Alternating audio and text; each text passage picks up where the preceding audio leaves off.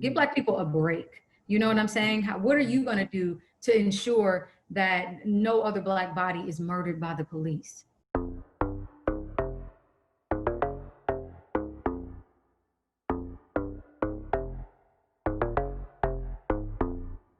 Janelle Monáe knows who she is. She's a performer and she's walking completely in her purpose.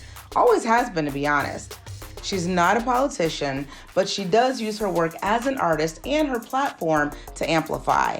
And woo, get ready for all what's coming. She has new music out, the first since her 2018 Grammy-nominated and landmark album, Dirty Computer, and quite frankly, it's a lot like the music she's given us over the years. Turntables has something to say, and is featured in the Amazon Studios documentary, All In, The Fight for Democracy, which is now streaming exclusively via Amazon Prime Video.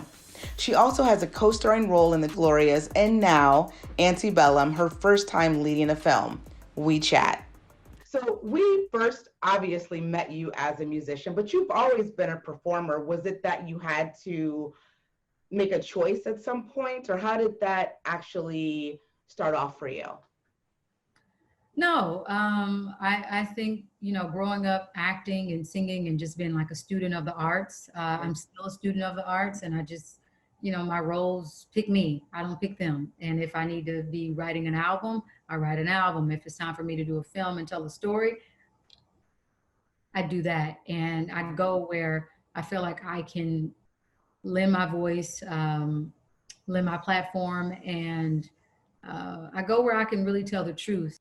You had such a beautiful reception, I think, into the world of Hollywood, because of course, the first two projects that you do were nominated and were discussed, and people were just so in awe of the performances specifically that you turned in. What did that feel like to you? Was that very validating, or did that, maybe it was just affirming that you were making the right choices for yourself?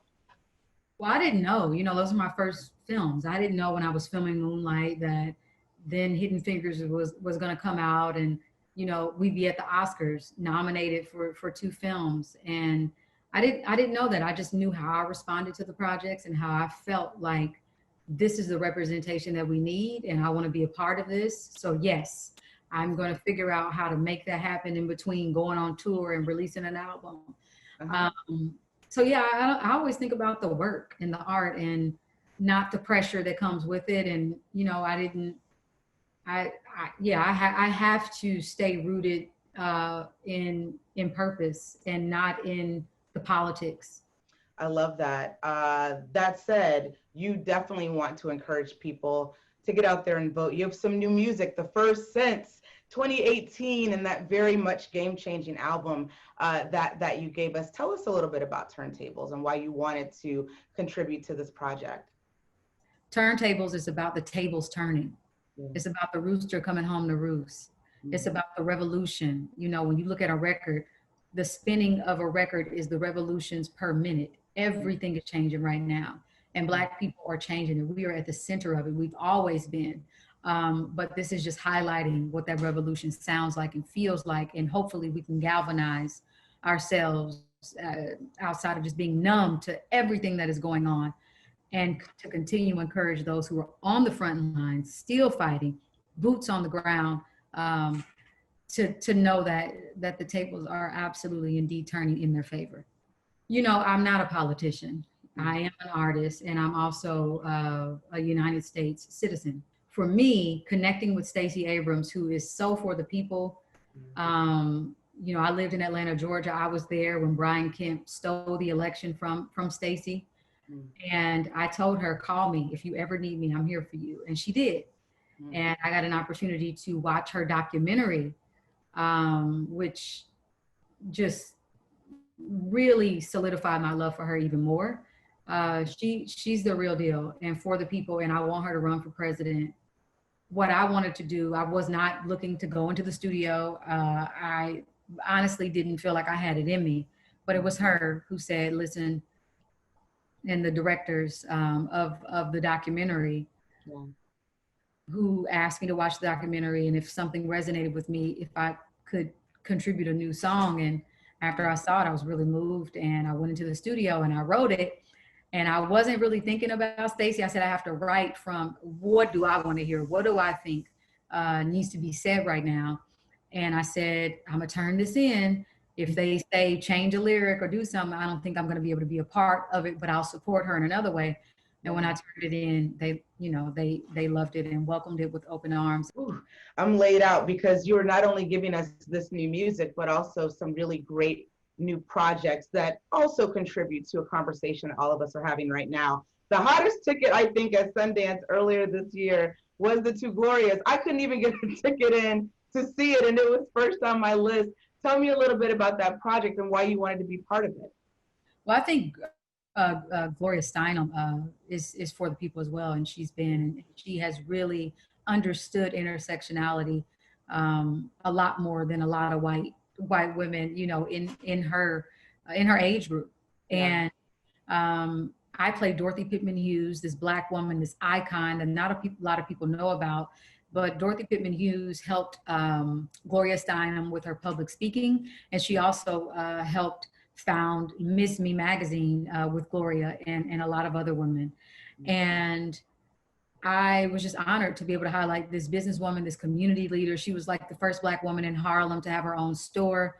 And so I just knew her from that iconic picture with Gloria where she had her fist up in the air, but I didn't know too much about her. I think, as I told you earlier this summer, the last film that I saw in a theater was Antebellum. It was obviously a very early screening. The thing that really kind of stood out to me is, I think ever since the 2016 election and all the conversations that sparked up because of it, I was waiting to see how Hollywood would respond to it. And this film felt very much like a direct response to what was happening. Was that what gravitated you towards this project as well?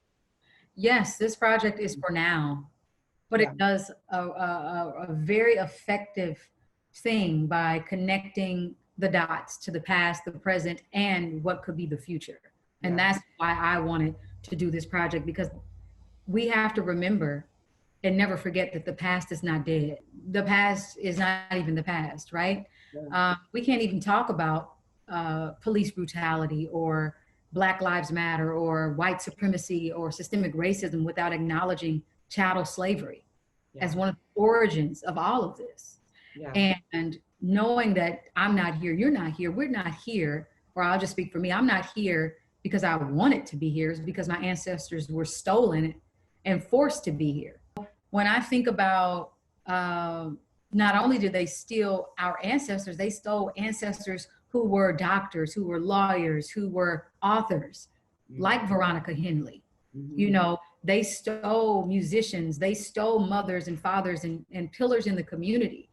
And during the Civil War, one of the earliest institutions of policing was the Slave Patrol, which was meant to kill and hunt down any of the runaway enslaved people, to kill and hunt down anybody who was trying to cause a revolt. Like this wasn't a police built in the South on protecting and serving our communities. No, this was specifically to terrorize Black people. What would you love for people to take away from this film? I would love for white people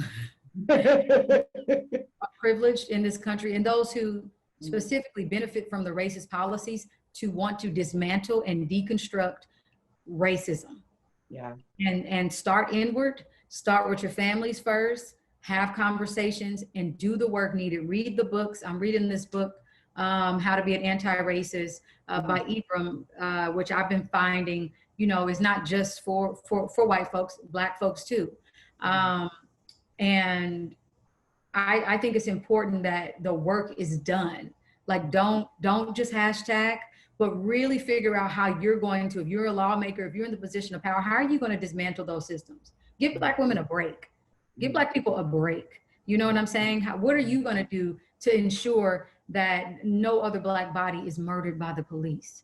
What are you going to do? How are you going to help show up for marginalized voices? And that's what I hope by me humanizing Veronica and understanding that when you silence a Black woman, you're silencing a mother, you're not only just a human being that deserves to speak and talk, and live freely. But this is a mom. This is somebody who matters to Yeah. society. This is somebody who is important to our community. When one of us is killed, you are pulling out a brother, you're pulling out a sister. You know, this is not just somebody that has black skin. We matter. And so that's what I hope. And my other hope is that, you know, one that we can all watch it with friends and with family and discuss, you know, talk about our history, talk about, um, uh, you know, what it has taken for us to get here and not get fatigued, not give up, not lose hope, but to understand that we are going to prevail. Chanel Monáe, take them to school as you always do. Thank you so much for sitting down and chatting with me today. I always love talking to you. You know that. You too, Kelly. It's such a, you know, it's such a beautiful thing to speak with you and to see your smile. So stay safe, stay healthy, and thank you for watching the films and wanting to talk to me. Until next time. Coming up on the next episode of Another Act is executive producer and TV director Maurice Marable.